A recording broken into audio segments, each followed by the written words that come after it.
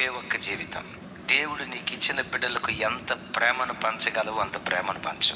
ఒకవేళ 7 జన్మలు ఉన్నాయి అనుకోండి, నీ పిల్లల దగ్గరికి వచ్చి, బాబు ఇంకో జన్మ ఉంటే ఎవరి కడుపును పుట్టాలనుకుంటున్నావు అని నీ పిల్లల్ని అడిగితే, ఆ పిల్లలు ఏమన్నారో తెలుసా? మరలా మా అమ్మ కడుపునే నేను పుట్టాలయ్యా, పుడితే మరలా తండ్రి కడుపునే పుట్టాలయ్యా. 7 జన్మలు 8 జన్మలు లేవు, కానీ నీ పిల్లలు అన్న మాట, నా తల్లి కడుపునే పుట్టాలయ్యా, నా తల్లి లాంటి తల్లిని ప్రపంచంలో నేను ఎక్కడా చూడలేనయ్యా, ఆ మాతృమూర్తి కడుపులో ఎన్ని జన్మలున్నా ఆ తల్లి కడుపునే పుట్టాలయ్యా అని నీ పిల్లలు అనేటట్లుగా నువ్వు బ్రతకాలి. అలాంటి ప్రేమను పంచాలి.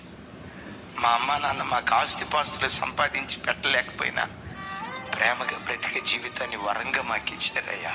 మరొక జన్మంటూ ఉంటే ఆ తల్లి కడుపులోనే పుట్టాలని నీ పిల్లలు అనేటట్లుగా ఆ మాతృత్వాన్ని నీ పిల్లలకు నువ్వు